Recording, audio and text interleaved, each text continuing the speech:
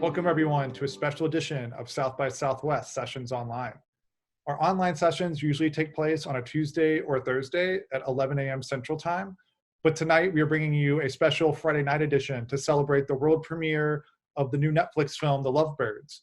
We are supposed to have the world premiere of this film here at South by Southwest this year in March, and while we're sad that we are not able to present this film to you in person, we are very excited that it is out there in the world for everyone to see. And we're also very excited to bring you this special conversation with the stars of the film, Kumail Nanjiani and Issa Rae. This conversation is going to be hosted by our very own Janet Pierson, head of South by Southwest Film. So without any further ado, please welcome Issa Rae, Kumail Nanjiani, and Janet Pierson. Kumail, Issa, welcome to South by Southwest Sessions Online. It is so amazing to have you here. Now, we have to imagine now, Kumail's had this experience, Issa, not yet, but we will. So we're coming off of rapturous applause in this restored movie palace, and everybody's like just loving your film and clapping and welcoming you. And that's what we're imagining that spirits we would have had together. That makes it more sad. Why would you do that? Because I know how great it would have been, but we're also thrilled to be able to enjoy this with you. I mean, you know, far more than 1,200 people can see the film, so the whole world can see it, which is great. That's the upside. But it's thrilled to kind of have you here. How are you both doing? Great. Thank you for having us here. Yeah, thanks for having us here. We were bummed out to have to miss South by Southwest, but you know, me alone in my little room here is just as exciting. Well, the chemistry in the film that you guys have is so great. Did you know each other before you were cast in the film? We did not. We had run into, well, I met him at the BAFTA tea after party or BAFTA tea party. I met Kumail and his wife when they were promoting The Big Sick, and I just remember being, you know, so happy for them. And then finally getting to see the movie and loving it. And yeah, we just got to know each other through the film and got to share a lot about our own journeys and thinking about and our own relationships and thinking about the characters in the movie. Well, it's so interesting because you're both creators who write your own work and extensively. So how different is it then to kind of, act in somebody else's work that you didn't write? Well, with this one, we really wanted the characters to sound like us. So we did do some work to make sure that, that we felt like ourselves. But it is different, because it's somebody else's vision. We've both been lucky to be in situations where we really can sort of drive everything. So it's really about trust. You really just, the big difference is trust. You may not, I don't know. It is a very, very different experience. I will say that. It's sort of trust, and it's a little weird to sort of just, you kind of have to let go. Which can be difficult when you're not used to it. Yeah, I mean, I would echo that, and I think sometimes it's a relief. Sometimes, especially coming off of Insecure, where there's so many hats that I have to wear. And luckily I have an amazing team. I have a showrunner and Prentice who takes on a lot of the same work, but for somebody else's vision, like Kumail said, it is just a matter of executing that. And obviously this film was still more collaborative, but it depends. Did this, because you had Kumail, you'd worked with Michael Showalter on The Big Sick. Were you early on in setting this film up, or how does the order work in terms of who got involved? So Issa and I got involved first, and then Mike got involved. Mike actually got involved pretty late in the game. Mike got involved just a few weeks out from shooting, which is pretty rare. So that's how. Yeah, he came on pretty late. Okay, that's interesting. And then how do you, as somebody who's not an actor and kind of or creator, in terms of how do you make those decisions, in terms of which one you're going to say yes to that somebody else started? Still figuring it out. Issa, do you know? I mean, I said yes because Kumail was involved. Like, I was just really excited to and thinking about it, I wouldn't necessarily have put us together. And so that's what excited me. I'd obviously watched Silicon Valley and been a fan, and then his film, and thought he was super, super funny. And I don't know if Kumail knows this, but even listening, like back in my super, super broke days before I even got started like my web series that launched my platform, I heard a Fresh Air interview with him, and just remember thinking like, oh, he seems so cool and he's so funny. And so, yeah, I was just like, I'd love to figure out what a movie with us looks like. And so that was part of my saying yes, in addition to being excited about playing a couple that felt very stagnant in their relationship, because that felt relatable to me. So wow, I didn't know this. I'm glad I inspired Issa to enter the entertainment business. So thank you for that. You're welcome to everyone who's all the contributions that Issa has made to entertainment. I mean, I don't want to take credit for them, but no, you did. It's you and Terry Gross. It was honestly more her, because she had really insightful questions. She led it. She carried the interview. So. Yeah, I would say, you know, to go back to your question, like how do you choose? It's you choose the people you want to work with, but you also kind of have to go with your gut. You know, it's hard to be like, all right, I want to do a movie that's this type of movie because it may not come along. So you kind of, there are so many conflicting things you hear all the time, and I think ultimately you just have to learn to trust yourself, which isn't easy, because if you make a decision that then you sort of regret, at least it was your decision.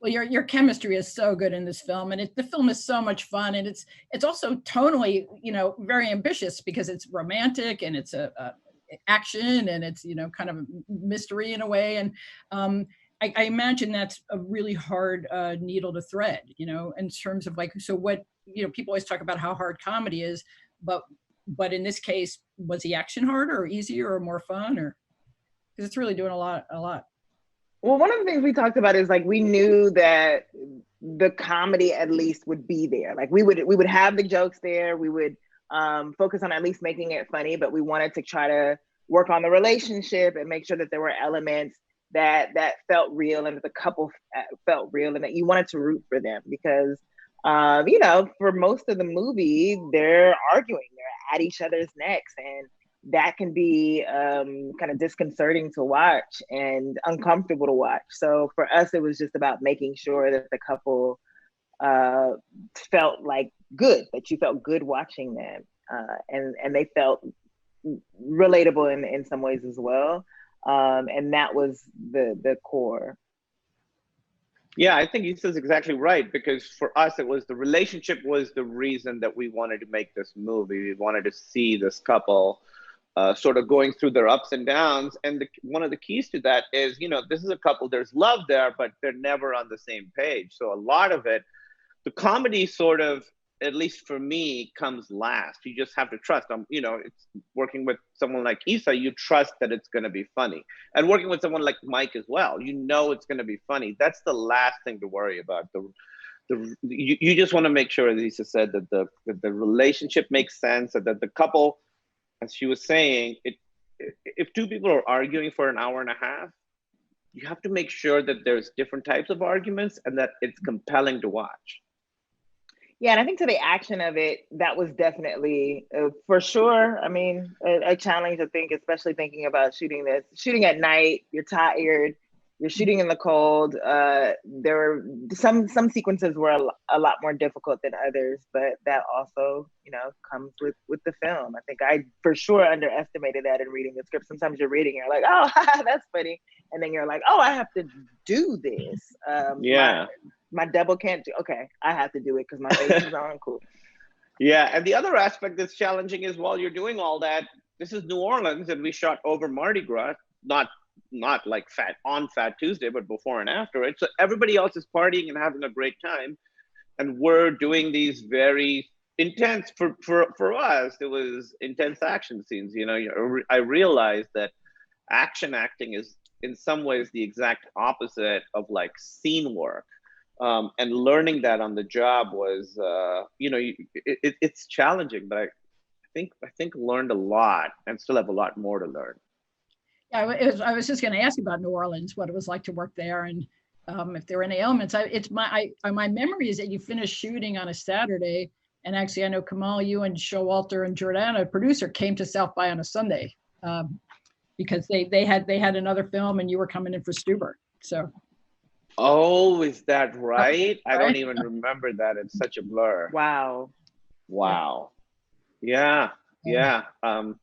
They came for Eugene's movie, right? Right. Yeah.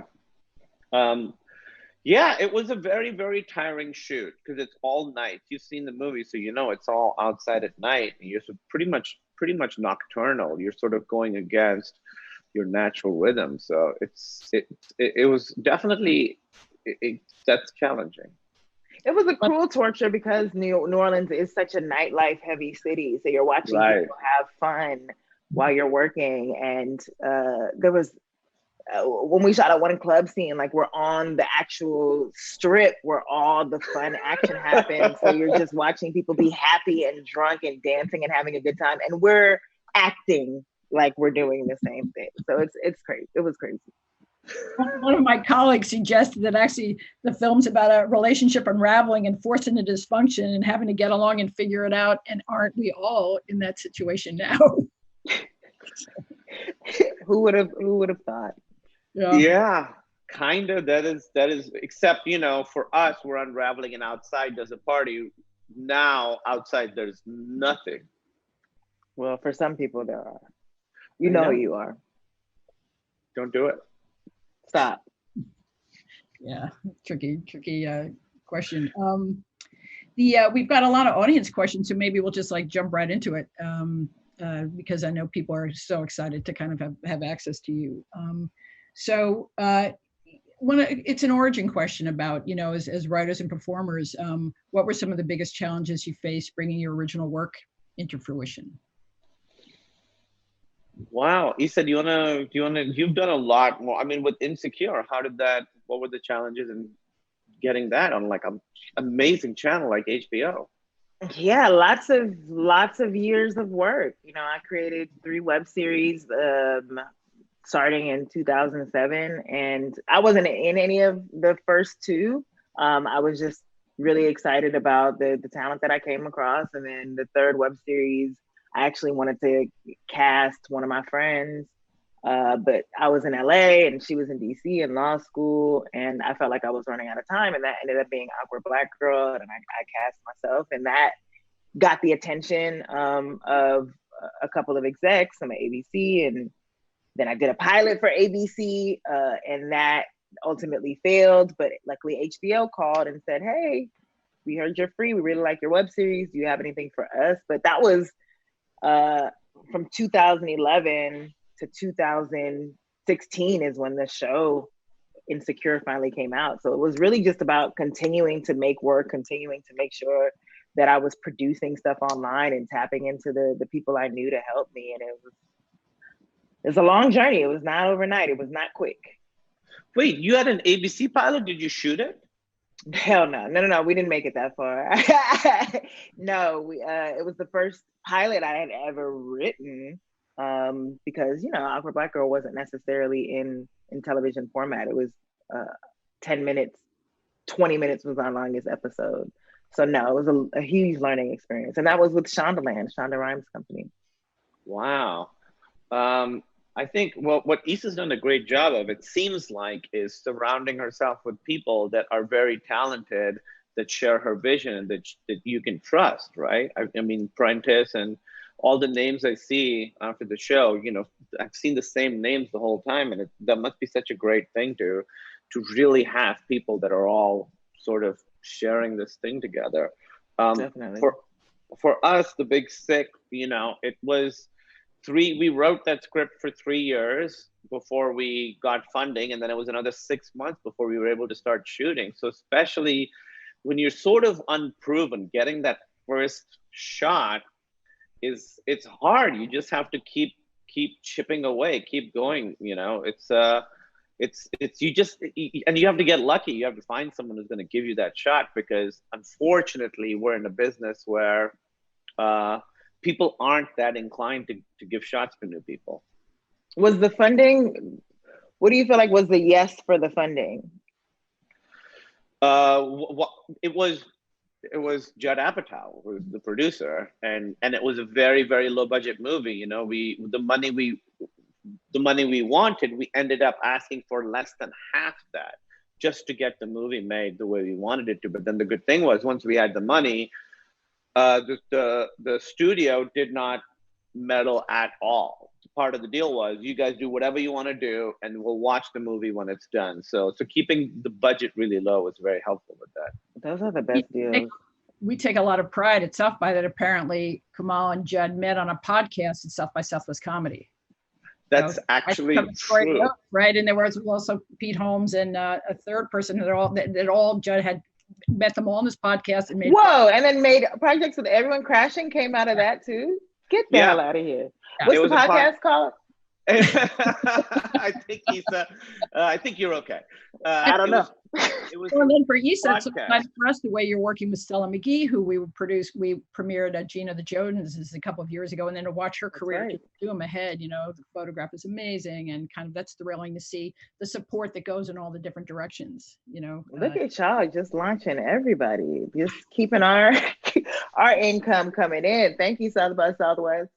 Well, thank you. It's just our joy to say, yes, you are awesome. Come over to our place, you know, and share your work. There's another question about how much of the jokes specifically were scripted versus improv in the Lovebirds.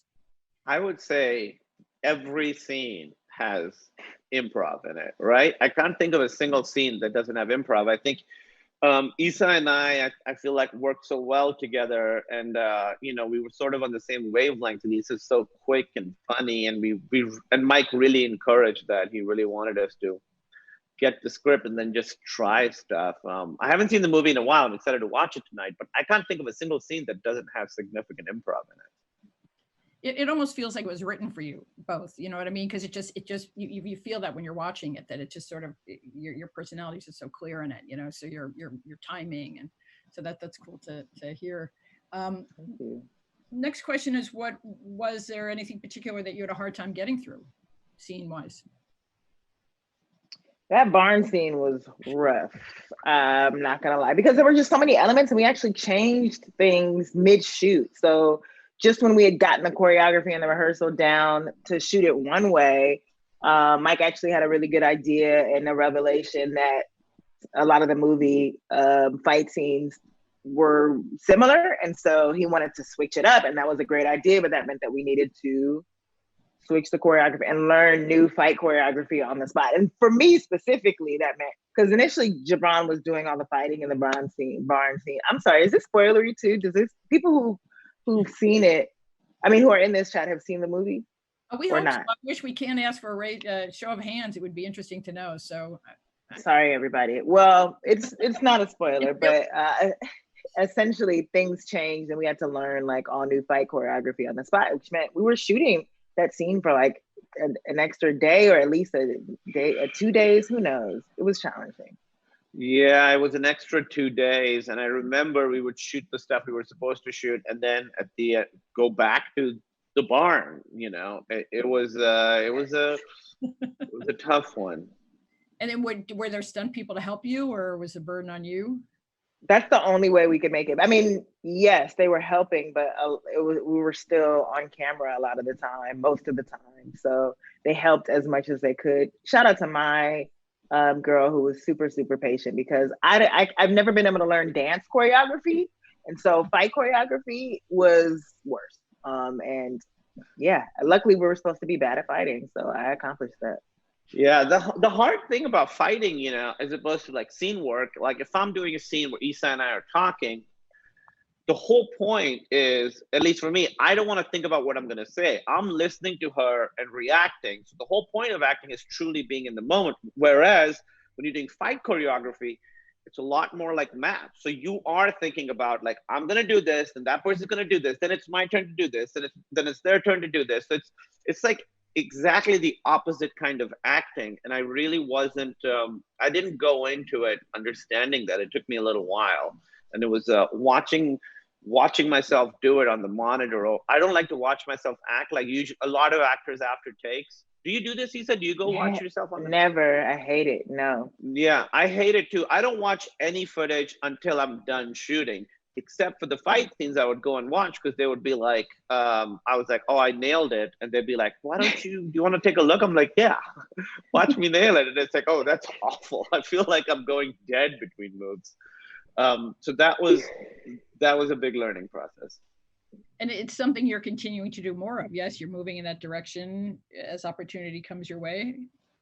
I'm trying to, yeah, certainly. I mean, I did another movie that I finished a couple months ago that was significantly more action, and I had to like be good in it, as good at fighting. Like as Issa said, in this movie, neither of us are fighters. In that one, I had to pretend to be someone who could actually do it. So still learning, yeah. Super.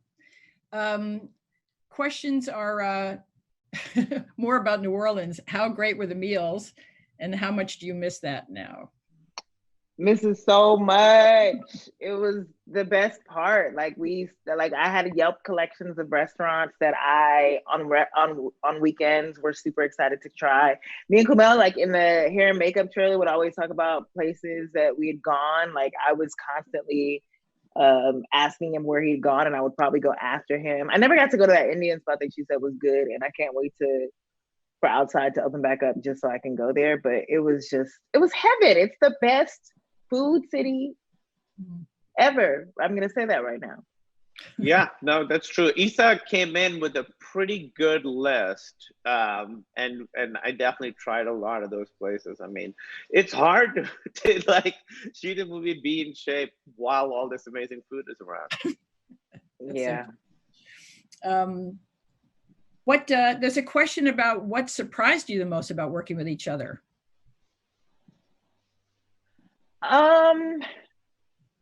How dedicated Kumail is to getting better and better and better with each take. Like I know that we said the comedy was going to be there, but the way he's prepared to have alts just even within improv is just so admirable to me, and something that I took, to the next thing that I did. Is just constantly being prepared to be funnier and better and funnier and better, and not being afraid to be like, hey, let me try this again, and let me just try different things, and keep the camera rolling, and I'm just gonna keep on, trying different things, whether it fits or even if it doesn't. I can say that I tried it, and I love that he can leave the set and be like, I tried it. I tried all that I wanted to do, and that was something that was super admirable to me.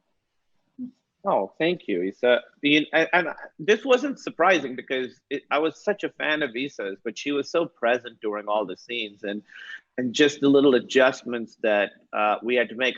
Sometimes you work with people and they are sort of locked into what they're doing and they just won't adjust. So with Issa, it was really, really fun to sort of try different versions of scenes, and she was just fully always completely present and in the moment. And that's a very, very hard thing to do, that's a very, very hard thing to do. So I was always excited, even though parts of the movie were challenging, it was night, all this. When it came time to do the actual work, which was just being with Issa in a scene, it was always really exciting. And it always gave me a lot of energy because it was inspiring watching someone who was so completely available. One of the questions is, have you two considered writing something together? I don't know that we talked about writing something together, but I mean, I want to work with him again. Like that's just a no-brainer. It was so much fun. Yeah, I am holding on to Issa's coattails as long as I can. I would love to work with Issa again. I really, really hope we get to do it again. That would be so fun. Well, we talked about this a little bit, but I'm gonna ask you again because there's a question from someone saying, well, what do you love more, acting or creating? And can you even separate that? Actually, they didn't say that, I did. I can 100% separate it, and I love creating. Like, there's just no better feeling than having an idea, executing it, helping it come to life, working with people that you love, and then fine tuning it until you think it's great. Like that process is just incredible. And, sometimes being in it is a hindrance. Sometimes, you have blinders on. And so there's just something so satisfying about just sitting back and watching talented people, not to discredit anything that I've done, but like just great, good people bring it to life, people who would do a better job than you. that you could ever do, that's just really fulfilling. Yeah, I find creating really, really, really fun and really, really satisfying as well. I really love acting. I really, really love it. But I think with acting, you sort of come in at a certain time, and at a certain time your job's done. And as Issa said earlier in this, that there's like a freedom to that where you're like, I'm done, now I walk away. With creating, I love, my favorite part of the whole process is the writing and the editing. So the beginning of it and the last bit Same. of it. So yeah, I just love the feeling and of like being in an editing room all day, and at the end of the day when you walk out, you just see like the empty boxes of all the different meals you had there, and just being like, oh, we really fixed that scene. Emily and I do this show for Apple TV Plus called Little America that we write and produce, but I don't act in it. And it's so satisfying to do that. There's another question of what are you watching during this time of quarantine? Anything particular? Kumail, you're the one watching. Oh yeah, I'm watching a lot of movies. I'm watching, I don't really plan. I just sort of go with what feels like the thing to watch. So it's all kinds of stuff. It's like horror movies, like classics, sort of arty movies, psychedelic movies. Really had a weekend where we watched a bunch of like psychedelic movies. So kind of all over the place. Yeah, I'm a TV show watcher, but I haven't had that much time to watch. I watched Barry for the first time, and that was so wonderful, so great. And then just finished the latest season of Dead to Me. But beyond that, I like being immersed in shows for a day or a weekend and then keeping it pushing. Not to be. We watched. You go. Oh, we finished a show recently called Dave. That I was really surprised at how it starts off as sort of a goofy comedy with a lot of like dirty jokes and stuff, but by the end it sort of really evolved into something very affecting and very incisive, and that was a really good watch because it's very surprising. It's rare that something surprises you in that way, where it starts one way and it completely goes another direction. Yeah, he was supposed to be at our conference this year, and not to be too self-referential, but Barry was another one of our episodic premieres. So, of course, also feel like there's another question here. Somebody says, I loved what you said about not ignoring race in the film in the Times interview. Tell us more about transitioning the generic white leads to people of color. I think to Kumail's point, it was more about making them feel like us and acknowledging the circumstances, but not leaning too heavily on race. Like, this wasn't a movie about race by any means, but we wanted to acknowledge who we were.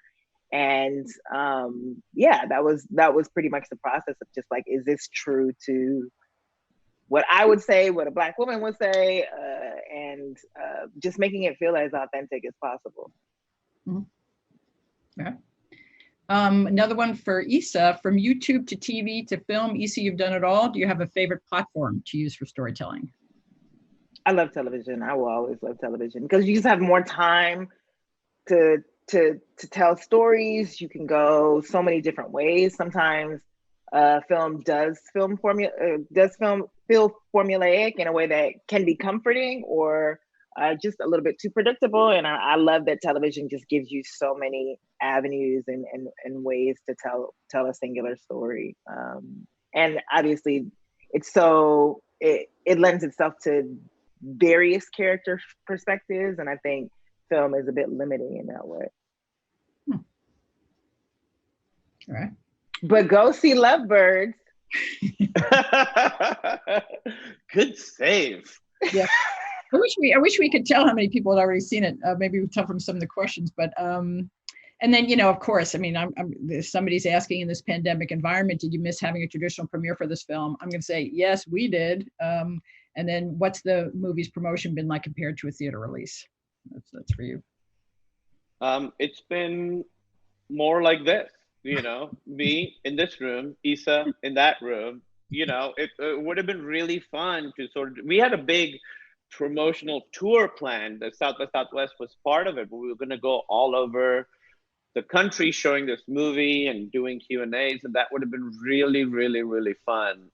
So you know, it's the promotion's been very, very different. It's been very convenient, but I keep thinking about how sad I am that I'm not able to watch this in a theater with other people. I think that's the most fun part. I could take or leave a lot of the other things, but watching a movie in a theater with other people who don't know you're there or don't care and are just either sincerely laughing or not, but that's the best part. Yeah, it is really, really fun. Another question of how are you staying creative during this weird episode of Twilight Zone we're all living in?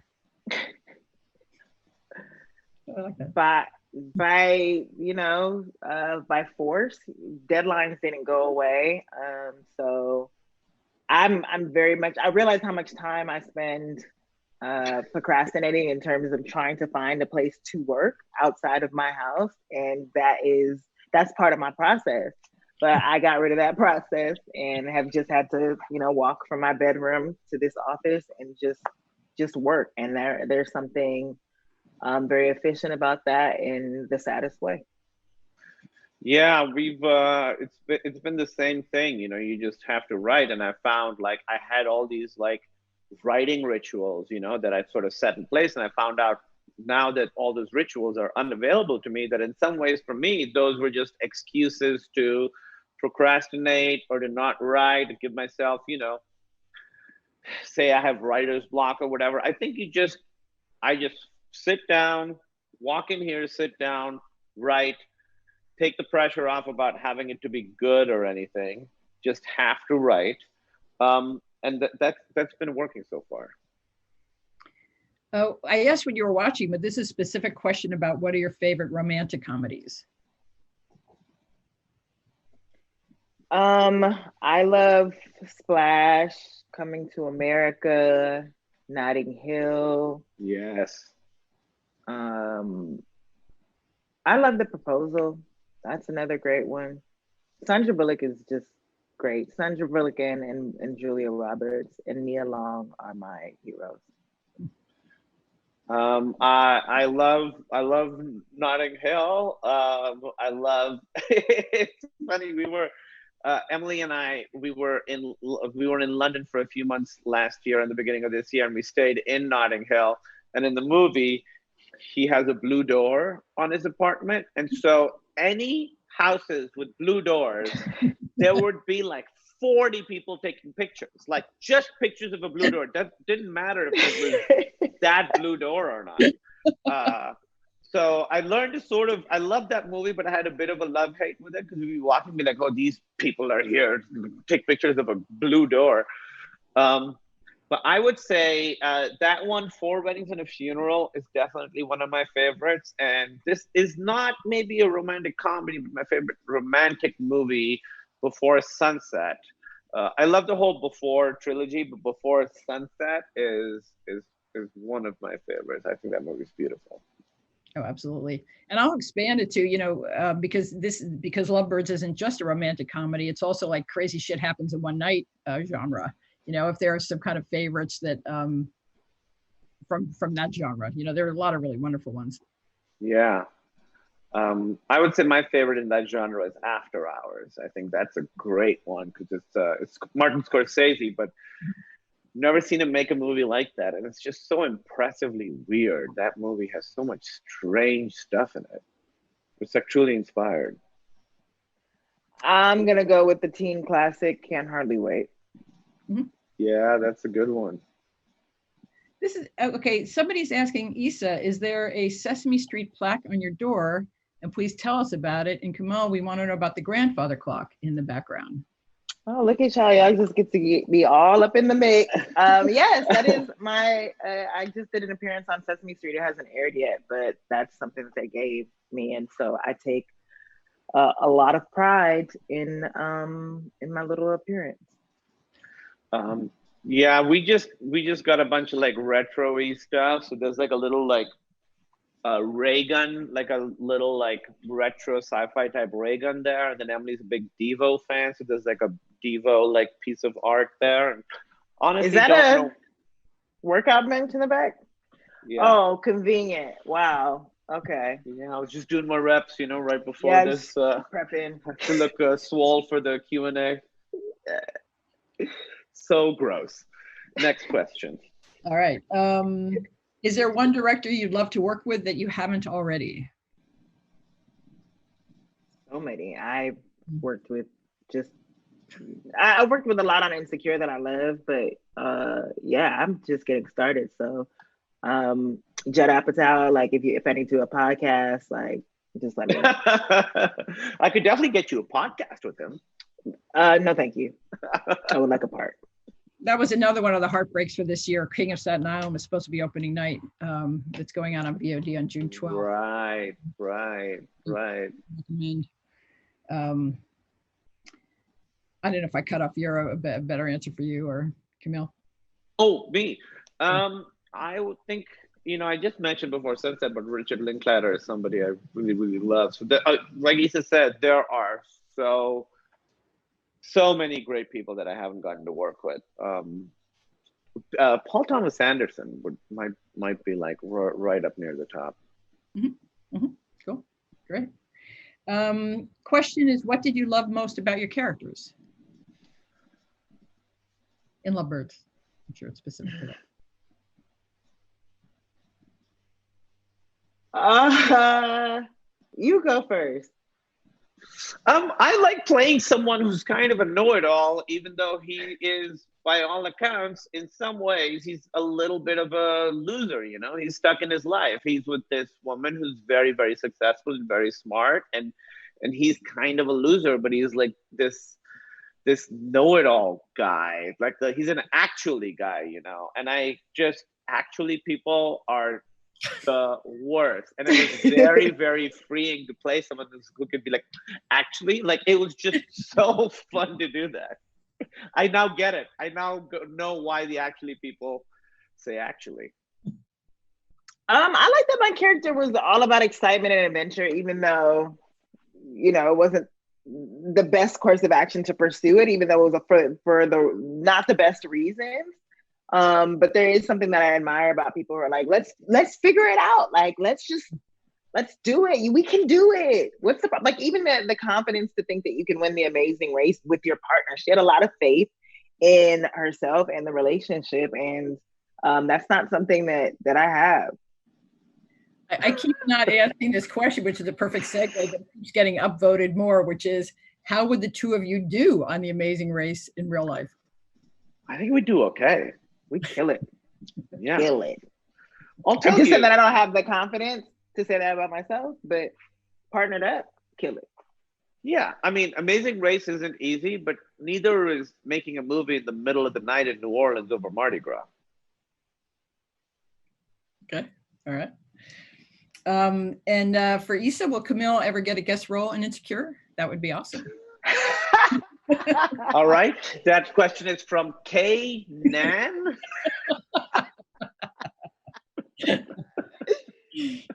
Listen, Kumail wants to be an Insecure. He's an Insecure. Anytime an answer starts with listen, that's like such a stall tactic. Listen, we are out of time. Listen, let me tell you. Well, actually, we are winding down and we're getting into the last questions here. So what are some new hobbies you've picked up since you've been in quarantine? None. I have defiantly not learned anything new. I don't want to like suck at something new. I'm going to stay in my zone, just do the stuff I know how to do. Once the quarantine's over, I'll challenge myself. This is not the time to do that for me. Yeah, I'm the same. Hobbies, I have none. It's just been about work, and it's not been a fun time. So, well, going back to a happier time, what did you do for fun on this? I mean, we already talked about food in New Orleans, but what did you do for fun on the set when you weren't filming? Do you get to have fun? I mean, we were filming pretty much nonstop when we were on set. Yeah, I think just talking, like getting to know each other, sharing stories and things like that in between takes. But beyond that, like the bonding of it is always fun. But no, especially in the nighttime of it, it's not like a lot of stuff is happening that you can do and you're sleeping during the day. So I did go to Mardi Gras for the first time ever, and had some friends fly down and had some friends visit over the weekends. My weekends were pretty lit, but nothing for fun beyond drinking and eating. Well, we're kind of almost out of time here, but there's a harder question or there's a more fun question. So I'm going to give you a choice and you can answer. I'm going to say both and you just answer which one you want. So the harder question to me is, with the new normal, how do you think filmmaking will change? I think it's pretty hard, but go ahead if you want it. If the other alternate question is, as we were talking about right before this started, is, we were talking about when Silicon Valley premiered at South by Southwest. What can you imagine? What would have been really fun to do if South by Southwest hadn't had it been canceled this year for your premiere? I mean, I love the food in Austin. I think Austin is one of my favorite cities that I've been to. And I've been to, you've been very kind, and I've gotten to go to South by Southwest a bunch of times. And the food there, the barbecue there is so good. I would have definitely been excited about going to Franklin's.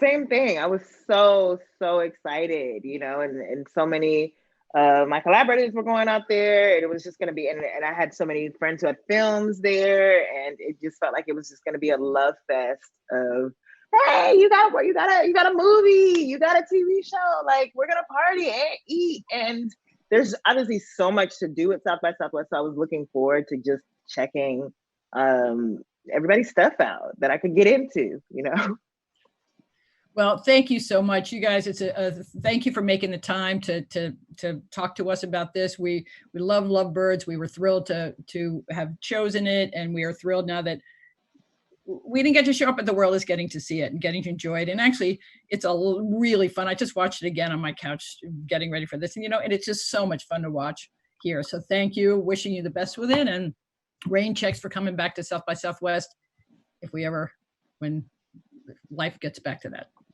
So. Yeah, take you up on it. Thank you. Thank you so much again for this.